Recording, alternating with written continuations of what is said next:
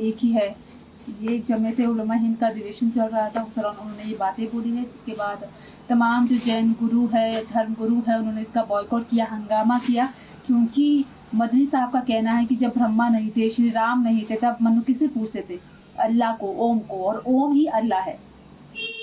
देखिए, हमारी आस्था के अकॉर्डिंग मैं अपनी आस्था बता रहा हूँ, चूँकि संविधान ने अपनी आस्था को बताने, उस पर अमल करने और उसका प्रचार प्रसार करने की हमें इजाज़त दी है। हमारी आस्था ये है कि इंसान, सबसे पहला जो इंसान है जिसको हम हज़रत आदम कहते हैं, और वो मैसेंजर ऑफ गॉड भी थे।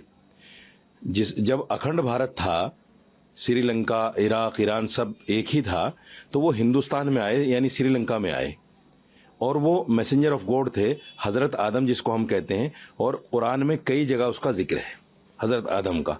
तो उनका कहने का तात्पर्य ये था कि सबसे पहला जो इंसान था वो मैसेंजर ऑफ गॉड था, यानी मुसलमान था। उसके बाद में सारी दुनिया की रचना हुई, सारी दुनिया उसके बाद में बनी। मतलब ये है कि सबसे पहला इंसान दुनिया में कौन आया? हज़रत आदम। उसके बाद में सबकी रचना हुई। यानी हज़रत आदम भी अल्लाह को ही मानते थे। जिसको आप मनु कहते हैं, हम उनको हज़रत आदम कहते हैं, इसलिए वो अल्लाह को पूजते थे। कुरान में उसका बाकायदा जिक्र है, कई चैप्टर हैं कुरान में उनके, कि हज़रत आदम जन्नत से क्यों आए, किस लिए उनको दुनिया में भेजा गया, और फिर उन्होंने आकर यहाँ किस तरह उनकी औलादें हुई, उन्होंने कैसे शादियाँ की, वो सारी चीज़ें कुरान में मौजूद हैं। तो उनका कहने का मकसद ये था कि हज़रत आदम अलैहिस्सलाम भी अल्लाह को पूजते थे, चूँकि वो सबसे पहले इंसान थे। उसके बाद में ही सारे इंसान बने, चाहे वो श्री राम हो या जितने भी देवी देवता हैं, वो सारे के सारे हज़रत आदम की औलाद हैं।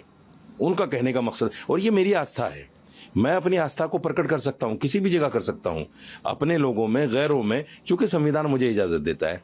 तो इस पर कहीं ना कहीं विवाद करने की ज़रूरत नहीं थी। उन लोगों ने जिन्होंने विवाद किया है वो एक गैर ज़रूरी तरीके से किया है। अगर अपनी आस्था के मुताबिक जैन धर्मगुरु या हिंदू धर्मगुरु कोई बात करने लगे, अब जैसे रामायण पर बात चल रही है कि उसमें चौपाइयाँ गलत हैं, राम जी ने सीता जी को छोड़ दिया, 14 वर्ष के वनवास पे चले गए अपने पिता के कहने पर, तो हम तो उस पर बात नहीं करते, क्योंकि वो आपकी आस्था है। हम बात करते हैं अपनी आस्था पर। इसलिए इन बातों पर विवाद करना, मैं समझता हूं ये वो मानसिकता है जो हिंदू मुसलमान को एक नहीं होने देती।